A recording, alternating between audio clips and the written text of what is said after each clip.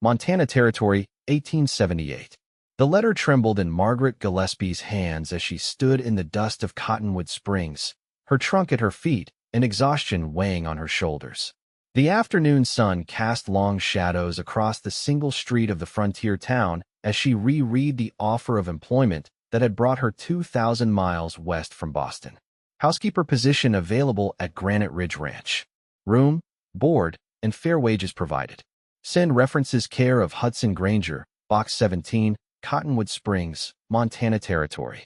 Margaret folded the worn paper and tucked it into her reticule. 6 months a widow, with no children and dwindling funds. The position had seemed her only hope after William's debts had forced the sale of their modest home. At 32, she was considered past her prime for remarriage in Boston society, and the prospect of becoming dependent on distant relatives had been unthinkable. Mrs. Gillespie, a deep voice startled her from her thoughts. She turned to find a tall man regarding her with curious blue eyes. His broad shoulders filled a faded work shirt, and his face bore the weathered look of someone who spent his days beneath the open sky. Despite the dust coating his clothing and the shadows of fatigue around his eyes, there was something compelling about him. "Yes, I'm Margaret Gillespie," she replied, straightening her spine and extending her gloved hand. "Hudson Granger," he said, taking her hand briefly. "Sorry to keep you waiting." One of the horses threw a shoe on the way into town. So this was her employer. Margaret studied him carefully. He appeared to be in his late 30s, with streaks of silver at his temples that contrasted with his dark hair. There was a seriousness to his expression that made her wonder what sorrows he might carry. "Your journey was comfortable, I hope?" he asked, reaching for her trunk.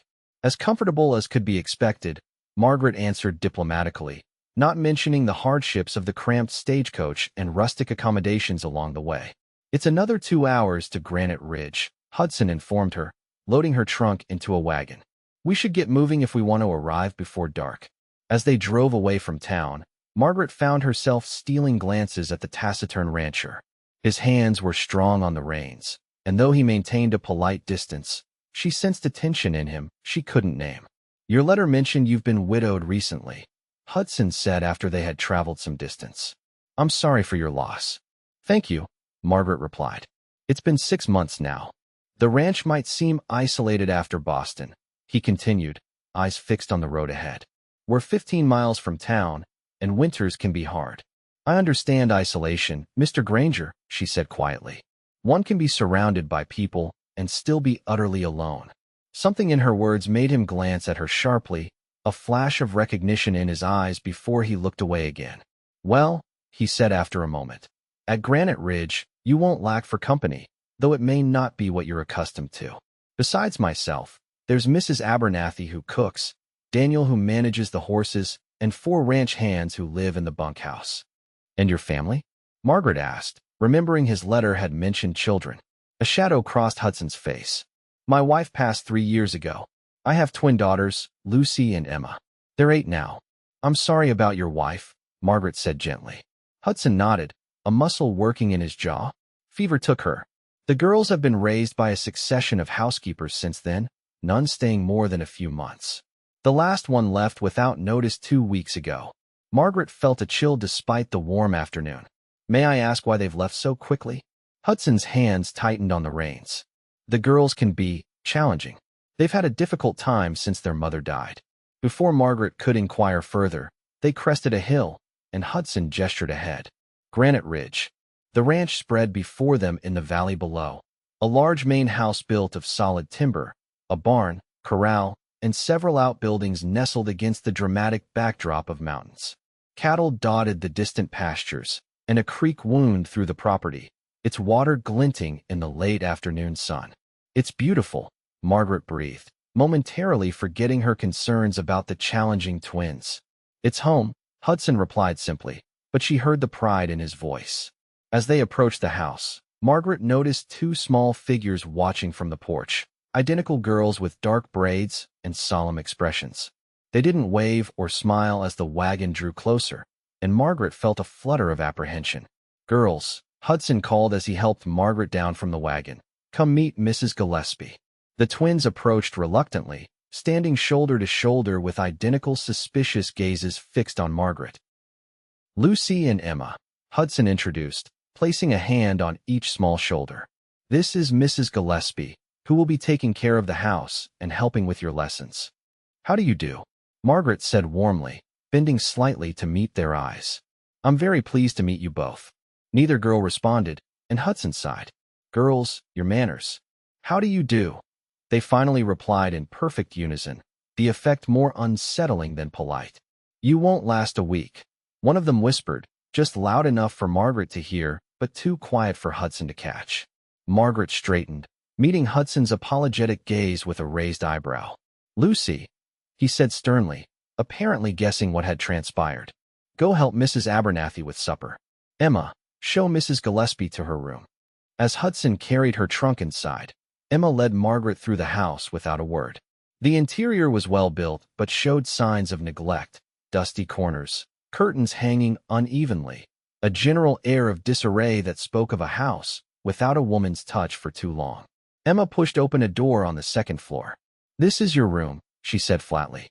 The last lady said it was haunted, but she was lying. It's just the house creaking.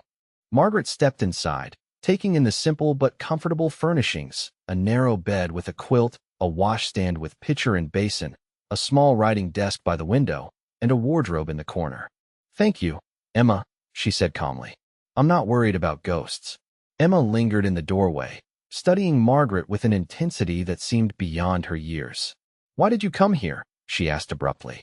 The question caught Margaret off guard. I needed work, she answered honestly. And your father needed help.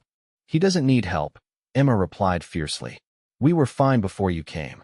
Before Margaret could respond, the girl turned and ran down the hallway, leaving her alone with the troubling realization that winning over the Granger twins might be even more difficult than she'd imagined. Later that evening, after a tense supper during which the twins barely spoke and Hudson attempted strained conversation, Margaret sat at the small desk in her room and wrote in her journal by lamplight. I wonder if I've made a terrible mistake coming to this wild country. Mr. Granger seems decent enough, if distant, but those children. There is such grief in this house, hanging in the air like a storm about to break. Yet where else could I go? What other choices remain for a woman in my position? She closed the journal at a soft knock on her door. Hudson stood in the hallway, his tall frame awkward in the narrow space. I wanted to apologize for the girls, he said quietly. They haven't been the same since their mother died. Children who have suffered loss need time, Margaret replied. I understand that better than you might think. Hudson studied her face in the dim light. You've known loss beyond your husband? Margaret hesitated, unaccustomed to sharing her private sorrows with strangers. My parents died when I was young, and I lost a child before it was born, shortly after William and I married. We were never blessed with another. The admission hung between them, more intimate than she had intended. I'm sorry, Hudson said simply, and the genuine compassion in his voice threatened to undo her careful composure. Tomorrow is a new day, she said, changing the subject. Perhaps you could tell me more about my duties? Of course, he nodded, seeming relieved at the shift to practical matters. Breakfast at 6. The girls need supervision with their lessons in the mornings. Afternoons are for household management. Mrs. Abernathy handles the cooking, but the rest of the house needs attention. The girls should help with appropriate chores. And Sundays. Church in town when weather permits. Otherwise, a day of rest. He paused. Mrs. Gillespie, I should warn you, the last 3 housekeepers left because of incidents. Margaret raised an eyebrow. Incidents? Hudson sighed, running a hand through his hair. Frogs in their beds. Missing belongings. Once, a small fire in a wastebasket. The girls are working through their grief in unfortunate ways. I see, Margaret said thoughtfully. Mr. Granger, I appreciate the warning, but I don't scare easily. And I don't give up at the first sign of difficulty. Something like hope flickered across his face. Good night. Then, Mrs. Gillespie. Good night, Mr. Granger. After he left, Margaret sat by the window, looking out at the vast Montana night, stars brilliant in a way she'd never seen in Boston. What had she gotten herself into? A remote ranch, a widowed employer with troubles of his own, and twin girls determined to drive her away. Yet something kept her from despair, perhaps the quiet dignity she'd glimpsed in Hudson Granger, or the flash of vulnerability she'd seen beneath the twins' hostility. or perhaps simply the knowledge that she had nowhere else to go. Margaret was awakened before dawn by strange scratching sounds. She lay still, listening as the noise continued, seeming to come from inside her wardrobe. Lighting the lamp, she approached cautiously and pulled open the door. A small brown lizard skittered across her feet, making her gasp. As she regained her composure, she noticed something else. Her clothes had been rearranged, and a crude drawing tucked among her folded shawls. The childish picture showed a woman with an exaggerated frown standing alone while two small figures and a tall one stood together at a distance. The message was clear enough. Gathering her resolve, Margaret dressed for the day, tucking the drawing into her pocket. The battle for her place at Granite Ridge had begun. When she entered the kitchen, Mrs. Abernathy was already at work, a plump, cheerful woman with graying hair and flour-dusted hands. "Good morning, Mrs. Gillespie.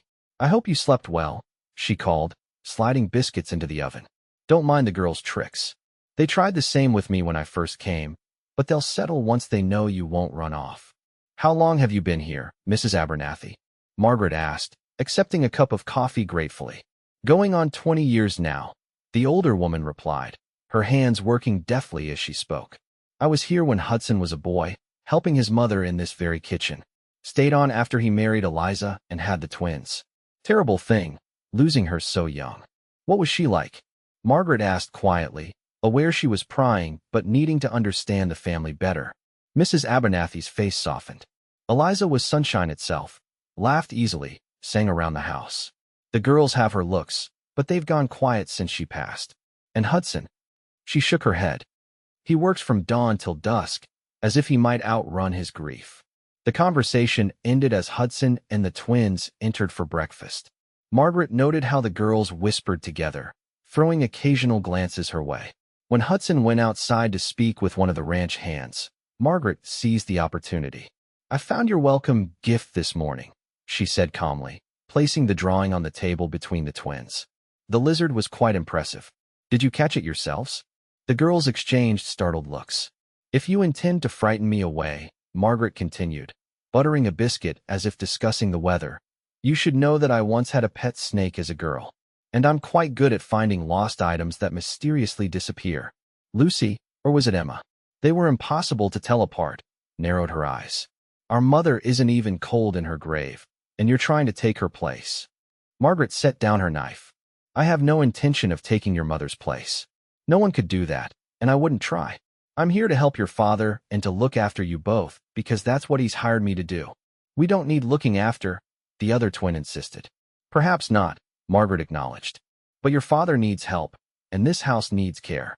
I intend to provide both, with or without your cooperation." The girls fell silent, seemingly taken aback by her directness. When Hudson returned, the tension in the room was palpable, but Margaret smiled pleasantly and asked about the day's schedule. After breakfast, she gathered the girls for lessons in the small room that served as a classroom. To her surprise, both were bright and well-read, though they answered her questions reluctantly and whispered to each other when they thought she wasn't paying attention. During a reading exercise, Margaret noticed a small leather-bound book protruding from beneath Emma's slate. When the girl wasn't looking, Margaret gently slid it closer and glanced at the cover. "The Secret Language of Flowers." "This is your mother's book?" she asked softly. Emma snatched it away, clutching it to her chest. "How did you know?" "The inscription," Margaret explained. "To my dearest Eliza, may these blooms remind you of my eternal love. Forever yours, Hudson." Lucy's face had gone pale. "You shouldn't touch our mother's things." "You're right," Margaret agreed. "I apologize. But perhaps your mother would be pleased to know you're keeping her books close." The rest of the morning passed in uneasy silence. At midday, Margaret began her inspection of the house, making notes about what needed attention. The parlor curtains needed washing, the rugs beading, the silver polishing. The twins followed at a distance, watching her every move with suspicious eyes. In the late afternoon, Margaret was sorting linens when she heard raised voices from outside. Looking through the window, she saw Hudson arguing with a well-dressed man on horseback. Their words were indistinct, but the tension in Hudson's stance was unmistakable. When Hudson came in for supper that evening, his mood was dark, his responses to questions clipped. The twins, sensing his distress, were unusually subdued. As Margaret helped Mrs. Abernathy clear the dishes, she overheard Hudson in his study, speaking to Daniel, the foreman. "Maxwell's offering isn't going up," Hudson was saying. "He knows we need that water access. Without it, we can't expand the herd next season, and without that, the bank loan comes due with nothing to pay it." "What about selling the east section?" Daniel suggested, "and lose the best grazing land?" "No, there has to be another way." Margaret moved away, not wanting to eavesdrop further, but the conversation stayed with her. Financial troubles could explain some of the strain she'd observed in Hudson, not just grief, but worry about the ranch's future. That night, Margaret awoke to the sound of crying. Following the soft sobs down the hall, she found Lucy's bed empty and the sound coming from Emma's room. The twins were huddled together, Lucy weeping while Emma stroked her hair. "What's wrong?" Margaret asked from the doorway. Emma looked up, hostile at first, then wavering as her sister continued to cry. She had the dream again. About Mama. Margaret approached slowly and sat on the edge of the bed. "Would you like to tell me about it?" Lucy shook her head, face buried against her sister's shoulder. "Sometimes," Margaret said gently, "speaking about dreams takes away their power to frighten us. She dreams Mama is calling her," Emma explained reluctantly, "from under the ground, saying she's cold and lonely." Margaret's heart ached for the child. "That's a frightening dream," she acknowledged. "But dreams aren't real, no matter how they feel." "How do you know?" Lucy asked, finally looking up with tear-stained cheeks. "Because I've had dreams like that too," Margaret admitted. "After my husband died, I dreamed he was lost in a fog, calling my name. I wanted to go to him, but I couldn't find him." The twins stared at her with identical solemn gazes. "What did you do?" Emma whispered. "I started talking to him in the daytime instead," Margaret said, "telling him about my day, remembering good times we had. Somehow, that helped the dream stop." Lucy wiped her eyes. "Do you think Mama can hear us if we talk to her?" Margaret chose her words carefully. "I believe that the people we love are always with us in our hearts, and that love doesn't end when someone dies. Whether they can hear our words, I don't know for certain, but I think speaking to them brings us comfort, and that's reason enough." Emma's hostility had softened slightly. "Our Papa doesn't talk about Mama anymore. It makes him too sad." "That's his way of coping," Margaret explained. "Everyone grieves differently." "Will you stay until she falls asleep again?" Lucy asked unexpectedly. Surprised by the request, Margaret nodded. "Of course I will." She sat with them until both girls drifted off, their small faces peaceful in sleep. As she quietly left the room, she nearly collided with Hudson in the hallway. "I heard voices," he explained in a low tone. "Is everything all right?" "Lucy had a nightmare," Margaret whispered, guiding him away from the door. "About her mother." Hudson's face tightened with pain. "She has them often. Both girls do. They miss her terribly," Margaret said. "And they worry about you." "Me?" Hudson looked startled. "They said you don't speak of their mother anymore." "Children need to remember, Mr. Granger. They need to know it's all right to talk about her." Hudson looked away. "It's difficult." "Of course it is," Margaret agreed. "But your silence makes them feel they must be silent too, and grief bottled up only grows heavier." In the dim light of the hallway, Hudson's face showed vulnerability she hadn't seen before. "How did you become so wise about grief, Mrs. Gillespie?" "Not wisdom," she said quietly. "Experience." Their eyes held for a moment longer than propriety allowed, and Margaret felt a flutter of something unexpected in her chest, a warmth she hadn't felt since before William fell ill. "Good night, Mr. Granger," she said, stepping back. "Hudson," he corrected her softly. "Please call me Hudson." "Then you must call me Margaret," she replied, suddenly aware of her heartbeat. "Margaret," he repeated, as if testing the sound of her name. "Good night." As Margaret returned to her room, she found herself unsettled by the encounter. The tenderness she'd felt for the twins was expected. She had always loved children. But this awareness of Hudson as more than her employer was dangerous territory.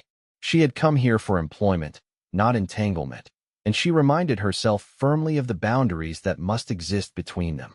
Yet as she drifted toward sleep, it was Hudson's face that lingered in her mind, the sorrow in his eyes, the strength in his hands, and the way he'd spoken her name like something precious. The following weeks brought a gradual shift in the atmosphere at Granite Ridge. Margaret established a routine: mornings for the twins' lessons, afternoons for household management, evenings for mending and reading. Slowly, the house began to shine again as she organized cleaning of carpets, polishing of woodwork, and washing of linens long neglected. The twins' resistance softened incrementally.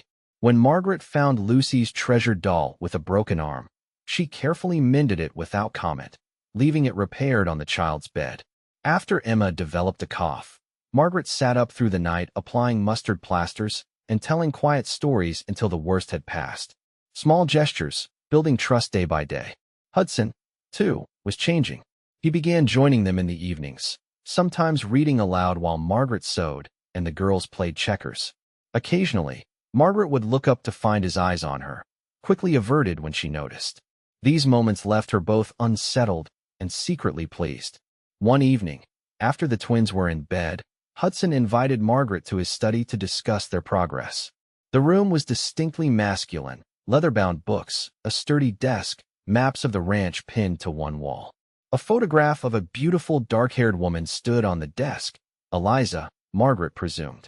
The girls seem happier, Hudson observed, pouring her a small glass of sherry. Lucy actually laughed yesterday. I hadn't heard that sound in too long.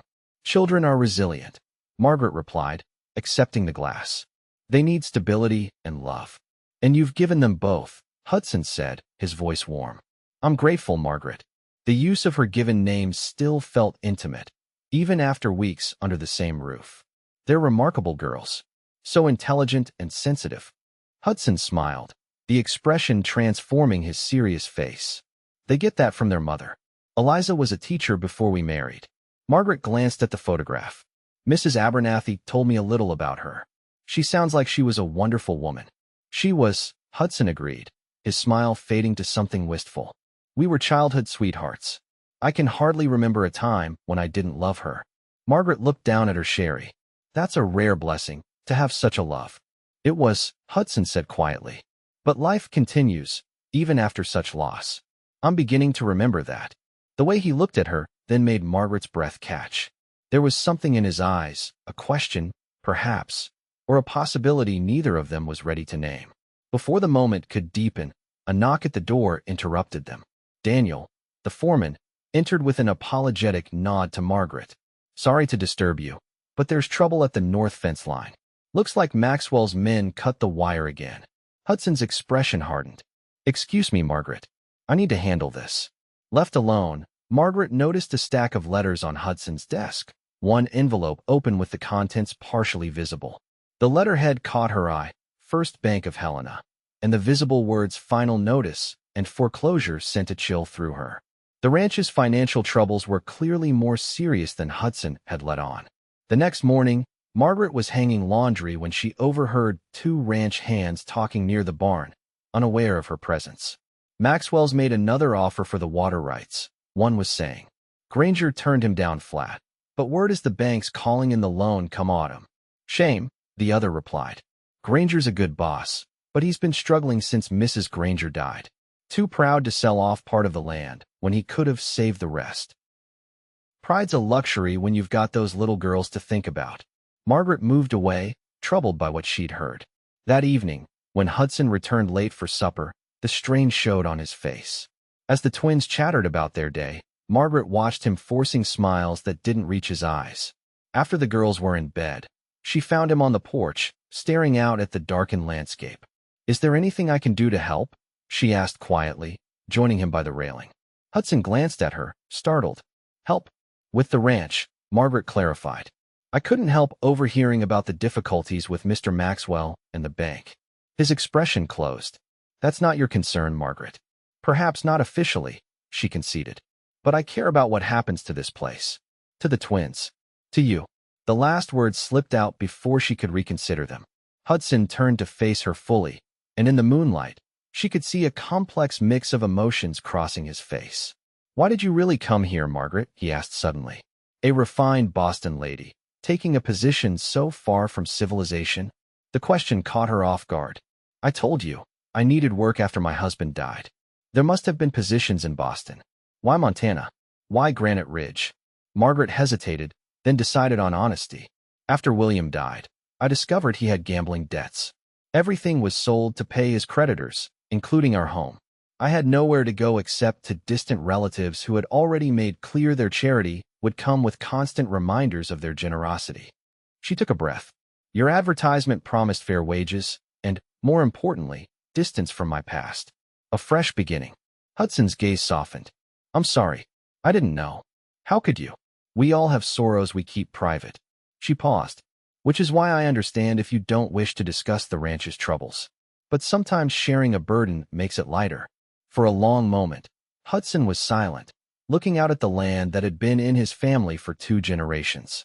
Maxwell owns the adjacent property, he finally explained. He controls the water rights to Sawmill Creek, which runs through his land before reaching ours. I need those rights to expand the herd, which is the only way to meet the bank loan coming due in October. And Mr. Maxwell knows this? Hudson's jaw tightened. He's offered to buy the water rights for far below their value, knowing I'm in no position to refuse. The alternative is selling him the east section of the ranch at an even greater loss. Is there no other option? Margaret asked. Unless I find $5,000 by October, no. He shook his head. I've been too proud, Margaret. Too determined to keep every acre intact, to build something greater to leave the girls. Now I may lose it all. Without thinking, Margaret placed her hand over his where it rested on the porch railing. You won't lose everything, Hudson. Whatever happens with the ranch, you have your daughters. You have your health and strength. Those matter more than acres. Hudson looked down at their hands, then slowly turned his palm upward to clasp her fingers. The contact sent a warm current through Margaret's arm and into her chest. When did you become so important to us? He asked softly, his voice rough with emotion. To me? Margaret knew she should withdraw her hand, maintain the proper distance between employer and employee. Instead, she found herself stepping closer. Hudson, she began, uncertain what she meant to say. Whatever might have happened next was interrupted by a small voice from the doorway. Papa? Margaret. They separated quickly as Lucy appeared in her nightgown, rubbing her eyes. I had another bad dream. Margaret composed herself, grateful for the darkness that hid her flushed cheeks. Come here, sweetheart. Tell us about it. As she comforted Lucy, Margaret was acutely aware of Hudson watching them both, his expression thoughtful. The moment between them had passed, but something had shifted, a possibility acknowledged that couldn't be forgotten. The following Sunday, the entire household attended church in Cottonwood Springs. Margaret sat between the twins, helping them find hymns in the songbook, while Hudson sat on Lucy's other side. From across the aisle, she noticed several women watching them with undisguised interest, whispering behind their hands. After the service, as Hudson spoke with the pastor, an elegantly dressed woman approached Margaret. You must be Mrs. Gillespie, she said, her smile not reaching her eyes. I'm Victoria Maxwell. My husband and I have property neighboring Granite Ridge. Margaret recognized the name immediately. How do you do, Mrs. Maxwell? I see you've taken on quite a challenge with the Granger girls, Victoria continued, glancing at the twins who were playing nearby. The last housekeeper, what was her name? Miss Parker? She left rather suddenly, I recall. The position suits me well, Margaret replied evenly. Victoria leaned closer, her voice dropping. A word of friendly advice, my dear. Hudson Granger is in serious financial trouble. That ranch will be auctioned by Christmas. You might want to consider more stable employment. Before Margaret could respond, Hudson appeared at her side. Mrs. Maxwell, he acknowledged coldly. Hudson, Victoria replied with false warmth. I was just getting acquainted with your new housekeeper. Such a lovely woman. I do hope you can afford to keep her on. Hudson's expression darkened. Margaret, the girls are ready to leave. As they drove back to the ranch, Hudson was silent, his hands tight on the reins. The twins, sensing his mood, were subdued in the back of the wagon. Mr. Maxwell seems determined, Margaret observed quietly. He's wanted Granite Ridge for years, Hudson replied. Eliza's father refused to sell to him 20 years ago, and he's never forgotten the slight. Now he thinks he has me cornered. Do you have any friends who might loan you the money? Hudson shook his head. Everyone's struggling after last year's drought.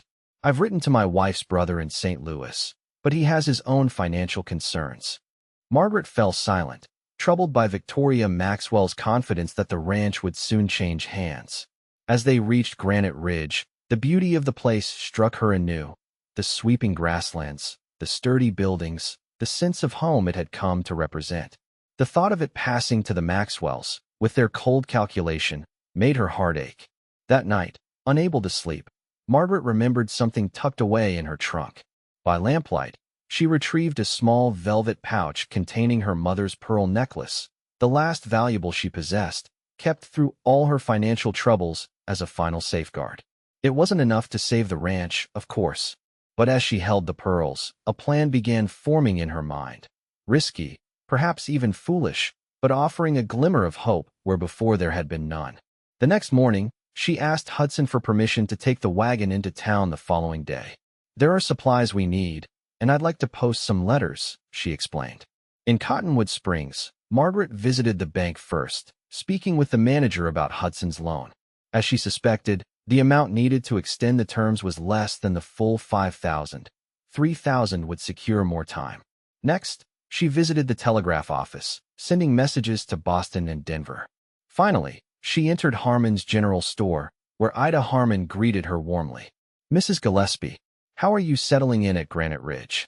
"Very well, thank you," Margaret replied. "Mrs. Harmon, I wonder if you might help me with something rather delicate." By the time Margaret returned to the ranch, her plan was in motion. Whether it would succeed remained to be seen. But for the first time since learning of Hudson's troubles, she felt a sense of purpose beyond her daily duties. As summer progressed into early autumn, Margaret's place in the household solidified. The twins now sought her out willingly, asking for stories or help with projects. Lucy had begun sitting beside Margaret during evening sewing sessions, learning to make simple stitches, while Emma showed interest in the household accounts Margaret kept meticulously. Hudson, too, had grown more open with her. Their conversations on the porch after the twins were asleep became a cherished routine, discussing books, sharing memories, or simply sitting in comfortable silence watching the stars. These quiet moments held an undercurrent of growing affection that neither acknowledged directly, but both clearly felt. One evening in late September, as the first autumn chill touched the air, Hudson found Margaret in the kitchen garden, harvesting the last of the season's tomatoes. "I received a letter from the bank today," he said without preamble. Margaret straightened, her heart racing. "What did they say?" "They've extended the loan for 6 months," Hudson replied, bewilderment in his voice. "Someone made a partial payment of $3,000 against the principal. They wouldn't tell me who." Margaret busied herself with the tomatoes, avoiding his gaze. "How fortunate." "Margaret," Hudson's tone made her look up. "Did you have something to do with this?" She hesitated, then nodded. "I had some savings. It seemed the right thing to do." $3,000? Hudson looked stunned. "That's not some savings, Margaret. That's a fortune." "It wasn't all cash," she admitted. "I had my mother's pearls, valued at $800. The rest came from selling some investments my husband left that his creditors didn't know about. I'd been saving them for an emergency."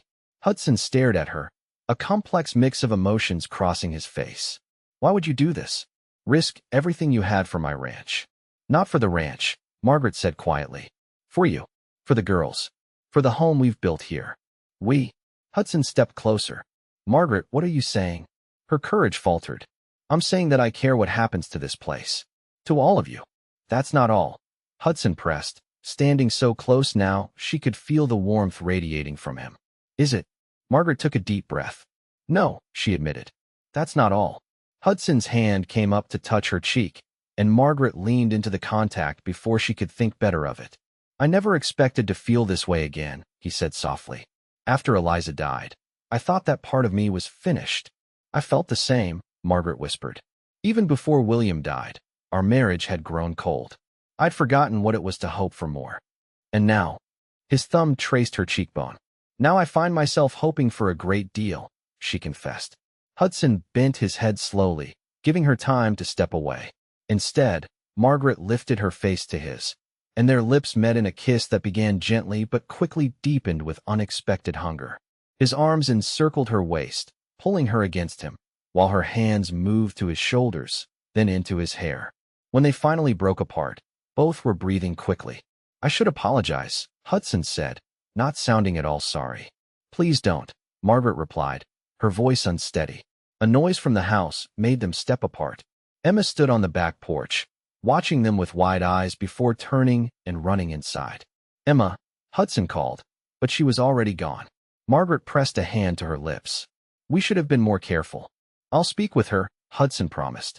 But Margaret, we need to discuss what just happened. What it means. Yes, she agreed. But first, see to Emma.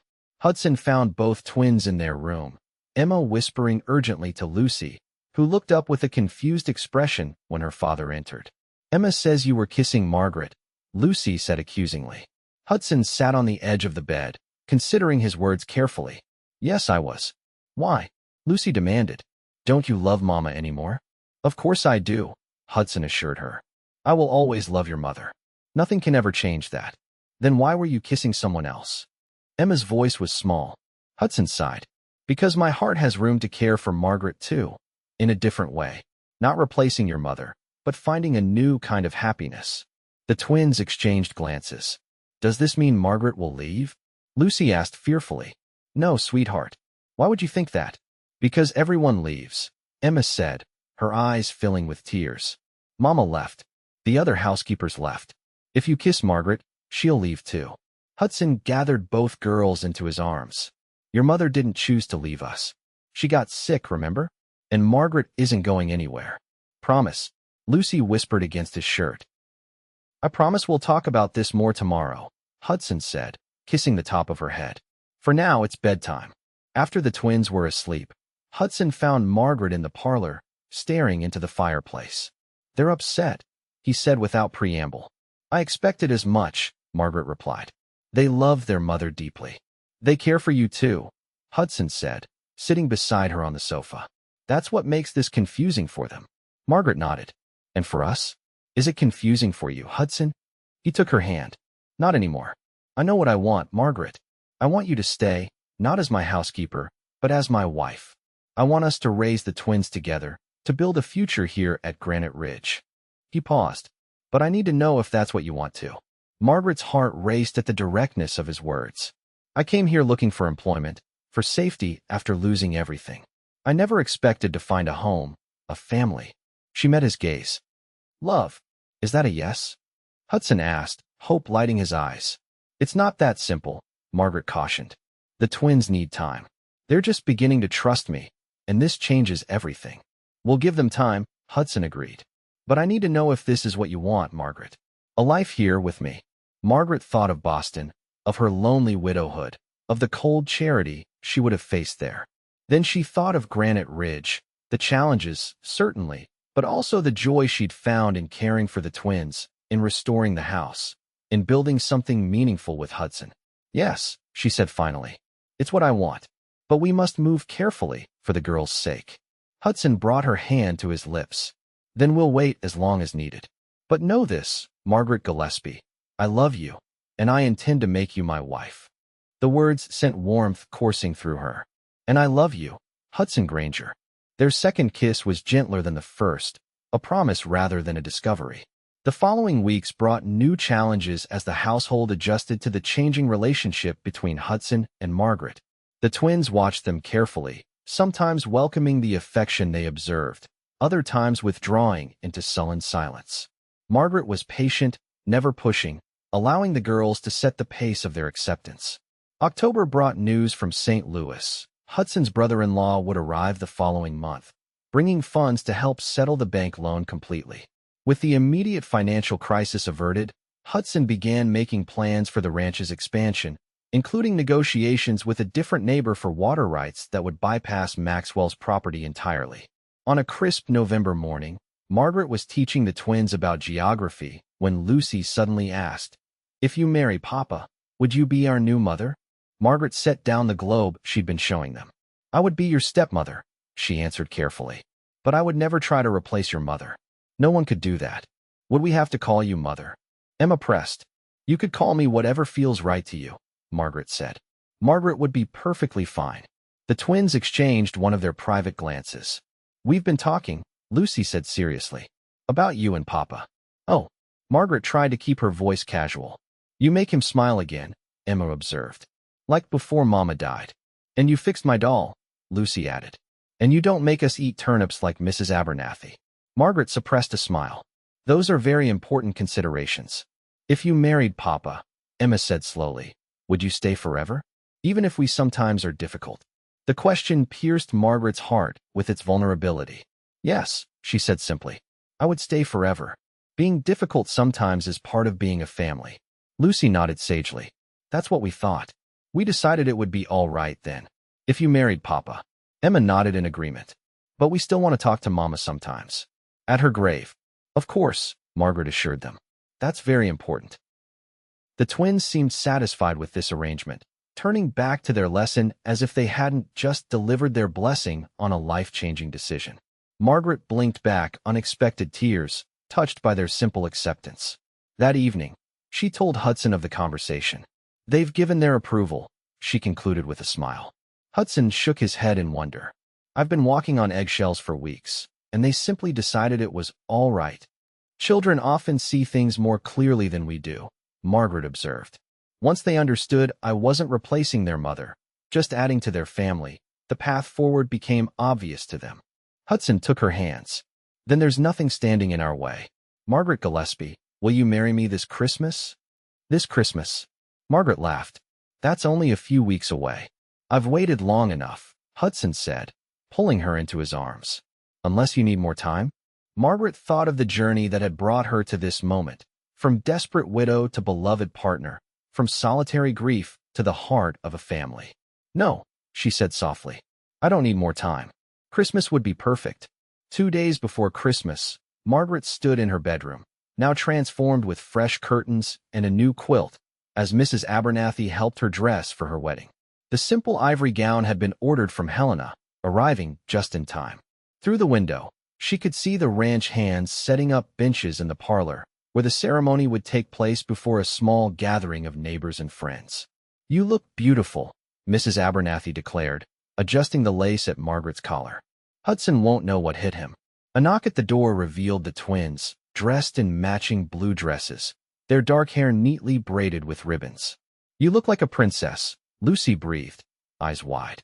These are for you, Emma said, presenting a small bouquet of dried flowers and evergreen sprigs. We made it from things in the greenhouse. Margaret accepted it, touched by their thoughtfulness. It's perfect. Thank you both. We have something else too, Lucy said, reaching into her pocket. She withdrew a delicate gold locket. It was Mama's. We want you to wear it today. Margaret stared at the gift, speechless with emotion. Are you certain? Emma nodded solemnly.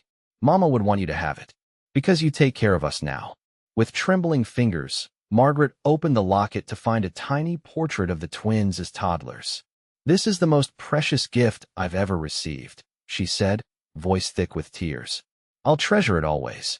The girls helped her fasten it around her neck, then each took one of her hands. Ready? Lucy asked. Ready, Margaret confirmed. Downstairs, the parlor had been transformed with pine boughs and red ribbons. A small gathering of neighbors and the ranch hands stood as Margaret appeared at the top of the stairs. At the far end of the room, beside the minister, Hudson waited, his face illuminating with joy when he saw her. With the twins as her attendants, Margaret walked toward her future, not the life she had planned or expected, but one infinitely more precious for having been discovered through loss and courage and the willingness to begin again. As she reached Hudson's side, he whispered, You found us when we needed you most. And you gave me the family I always dreamed of, she replied, her heart full. Outside, snow began to fall on Granite Ridge Ranch, covering the land in a blanket of white.